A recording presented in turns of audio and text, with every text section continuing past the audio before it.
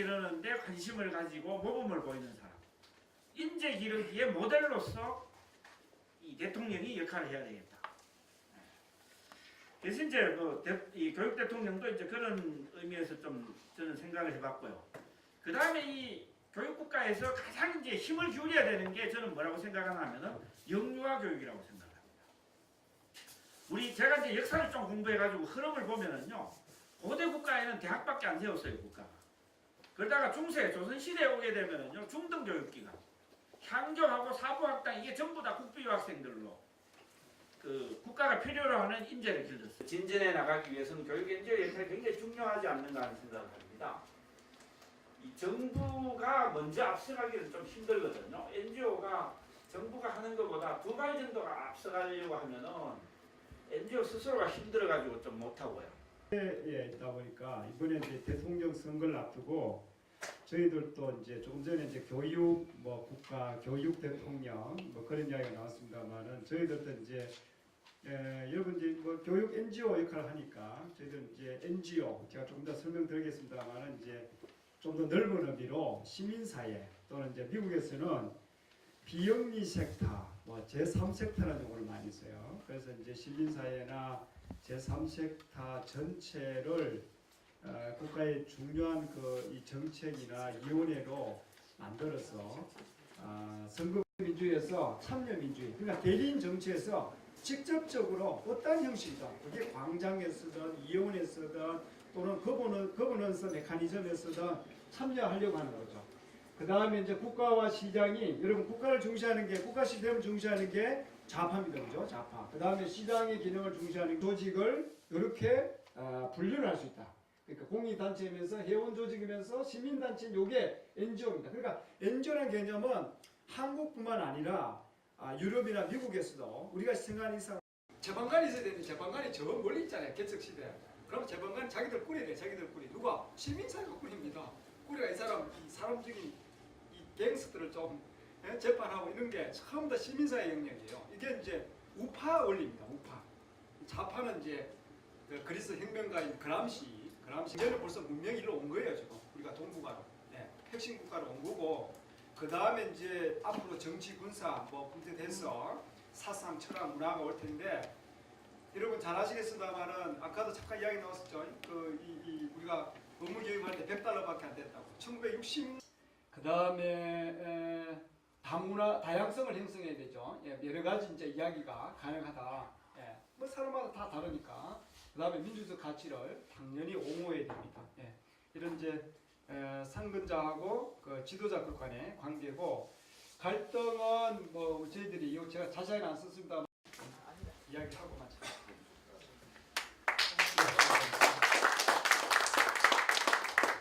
또 우리 시민단체의 방향에 대해서 말씀을 해주시고 또 유익한 여러 가지 말씀을 해주셨습니다. 실제로 저희들이 벌써 2004년에 우리가 이 자유교육연합을 시작을 해서 오랫동안 거의 한 8년 정도 되는 기간을 지나면서 체계적으로 저희들이 NGO가 무엇인지 공부할 기간이 상당히 없었습니다. 그래서 앞으로 저희들이 각 지역이나 또는 중앙에서 이런 핵심적인 사항들을 질문도 하고 또 연구도 해서 명실상부한 NGO로 거듭났으면 좋겠다는 생각이 들었습니다. 식사도 하셨으니까 편안하게 사람이 이제 지나는 과정을 보여주고 있습니다. 맨 마지막에 재밌죠, 그죠? 열심히 지나했는데 보니까 똑같이 엎드려 있어요. 컴퓨터 앞에 엎드려 있습니다. 고민스럽죠. 정말 진화했는가? 진화에 대해서 또 설명드리려면 좀 긴 이야기들이 있습니다. 그래서 아까도 좀 그런 냄새가 비슷하게 났습니다. 요즘 이제 그 진화 생물학자들이 이야기하는 호모 심비우스, 공존의 동물이고 또 이제 인간 반드시 그동안 하시고 싶으신 말씀을 지역 대표님들께서 많이 좀 해주십시오. 참여하셔야 됩니다. 반드시 역할을 해주셔야만 합니다. 참고로 하나 그 예전에 제가 발표할 때 한번 사용했던 것인데요. 핀란드에서 그 교육 정책과 학부모 운동에 대한 내용들이 있습니다. 저희가 사실 그 자유교육연합과 좋은학교운동연합에서 여러분들께서 자랑하실 만큼 저희가 많은 학부모 관련 운동들도 했습니다. 사실 다 저희가 주워 담지 못할 만큼 엄청난 일들을 했는데요. 굉장히 좋은 내용들이 많습니다. 앞으로 이 부분도 저희가 핀란드에서는 교육 정책으로까지 채택되어서 시행되고 있는 내용들이기 때문에 앞으로 저희가 학부모와 관련된 학부모 운동을 좀 더 잘 정비하고 내용을 좀 더 진단을 하면서 한다면 앞에서 말씀드린 여러 가지 위기들을 하나씩 제거해 나갈 수 있을 것으로 기대가 됩니다. 이제 교육이 진화를 해야 되는 그런 상황에 와 있습니다. 자본주의가 4.0으로 진화를 하고 있고 저희가 잘 아는 1.0, 2.0, 3.0 정부 주도, 시장 주도에서 오늘날 이야기하는 것은 따뜻한 자본주의 그렇게 이야기하죠. 그래서 저희 교육도 변해야 됩니다.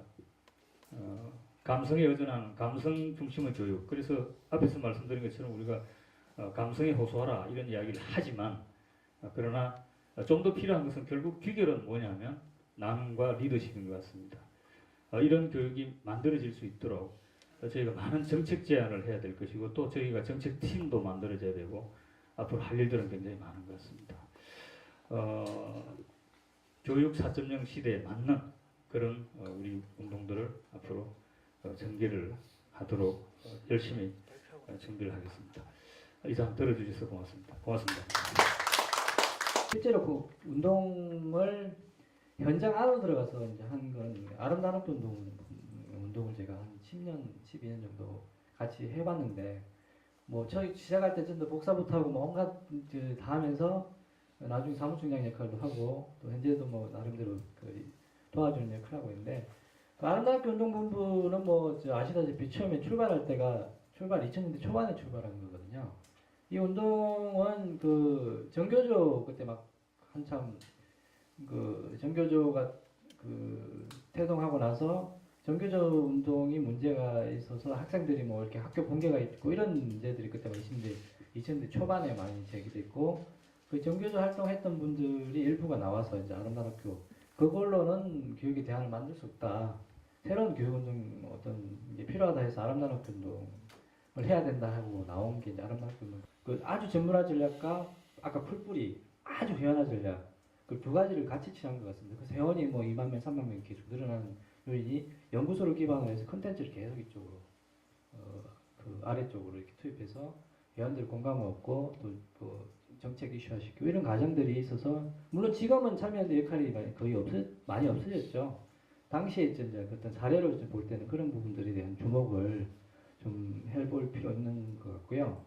그리고 아름다운 재단도 2000대 초반에 출발한 단체입니다. 처음에 저도 이거 단체가 성공할지 실패할지 왜냐면 아름다운 운동도 그때 출발했고 전략들이 구사돼야 된다라고 생각합니다. 이건 좀 다른 사례인데 이것도 2000년대 초반에 만들어진 이건 회사입니다. 휴넷이라는 회사인데 이 얘기도 시작할 때 별 볼 일 없었습니다. 지금은 휴넷에 직원이 100명이 넘는 걸로 알고 있습니다. 그 100명도 굉장히 전문화된 인력들이고요. 여기는 이제 HRD라고 해서 그 리더십을 양성하는 어떤 회사입니다. 그 조영탁 대표라고 하는데 이분이 이제 그 사회 지도자를 양성하는 과정들을 여기서 하고 그거에 감동하는 사람들이 돈을 내죠. 낼 수밖에 없게 그런 두 가지 전략을 쓰고 있고 실제로 거기에 NGO에 그 참여하는 활동가들이 굉장히 역량이 뛰어납니다. 개별적으로 그런 사람들이 이제 자발적으로 이렇게 활동하다 보니까 이 단체는 뭐 굉장히 앞으로 성장할 거고 저희가 이제 NGO 지금 현재 사회공헌기금이 우리나라에 거치는 게 한 7조에서 8조 정도 된다고 하거든요. 근데 그 중에 거의 뭐 많은 부분 공동복지보험을 빼고 그건 좀 다른 성격이니까 실제로 월드비즈니스 굿네이버스가 거의 그 많은 부분을 좀 차지하고 있거든요. 오늘 말씀드릴 부분은 크게 이제 4가지 부분이 되겠는데요.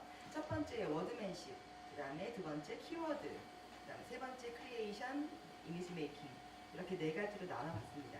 워드맨십이라고 혹시 들어보셨나요? 요즘에 뭐 리더십 뭐 여러 가지 십들이 있잖아요. 그런데 워드맨십 들어보신 분? 못 들어봤어요? 그렇죠. 신선하죠. 제가 찾아봤어요. 근데 이 말은 이제 그런 거예요. 그러니까 워드맨이라는 거는 그 문장가, 우리 문학 박사님처럼 문장을 굉장히 전문적으로 이제 잘 쓰는 그런 문장가를 워드맨이라고 그러는데 그런 능력을 그냥 보아도 상관이 없어요. 왜냐면은 이 사람에 대한 이야기이기 때문에 시의성이랑 상관없이 지속적인 콘텐츠가 되는 거죠. 근데 제가 이제 이 사람들을 다 일주일 동안 만났습니다. 어떻게 보면 이제 지금 말씀드린 사업하고 좀 영역이 좀 다른 사업이고요. 뭐 제가 이제 그 캐치프레이즈로 삼는 거는 소위 말하는 이제 개천에서 용나는 교육 모델, 교육 서비스를 국적 차원에서 좀 만들어 보자는 게 사실은 그 명분이고요. 뭐 현재는 그래서 지금 이제 방과학교 중심으로 지금 접근을 하고 있습니다.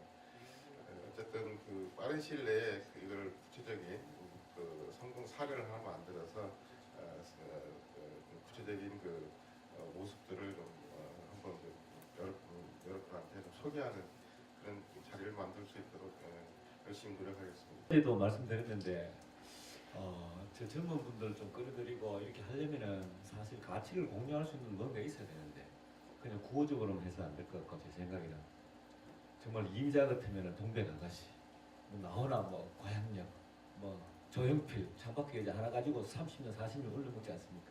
그래서 제 생각에도 우리가 하는 그 정말 대표적인 사업을 의논을 해가지고 한 두세 개를 띄워서 이거를 그 계기로 해서 뭉쳐야 된다. 그리고 2002년 월드컵을 계기로 해서 전 국민이 뭉쳤지 않습니까? 우리도 예를 들어서 교육 퍼포먼스라든가 방금 이영들 소장님 말씀하신 학교에 진짜 현장에 절실히 필요한 것들 그런 사업을 꺼내가지고 그걸 계기로 젊은 사람들도 아 이건 해야 되겠구나. 폭행 뭐 그 폭력 같은 거 없애야 되겠구나. 이런 걸 계기로 해서 이게 뭉쳐야 되지. 그냥 이제 일반적인 구호로서는 한계가 있지 않겠나. 그 가치를 가지고 공유해야지. 이게 또 막 자기가 막 참여하고 싶고 뭐 이거 가면 돈 주는 건 아니지만 내가 사회에 기여한다. 정말로 뭐 학생들한테 이게 정말로 뭐 행복한 학교를 만드는데 내가 기여를 일조를 한다. 이런 거를 좀 공유를 하기 위해서는 할 수 없이 몇 개의 대표적인 사업을 발굴해서 그걸 계기로 우리가 신나게 이렇게 해야 되지 않나 이렇게 생각을 해봅니다.